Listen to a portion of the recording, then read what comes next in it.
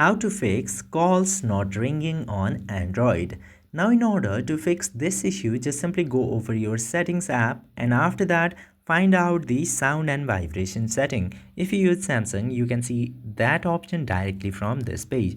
Simply open sound and vibration and in this section just simply check your mode of sound while getting the calls. If your phone is set in vibrate or mute option, you might not know whenever you are getting calls because it won't ring. Make sure that your phone is set into the sound option and then go over the ringtone section and adjust your ringtone volume from here.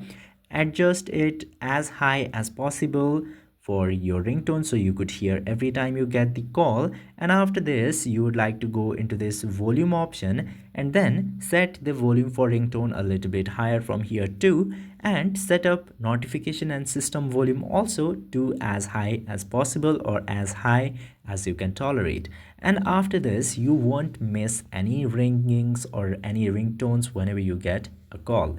This is how you fix the issue. I hope you found this video helpful. If yes, don't forget to hit that subscribe button.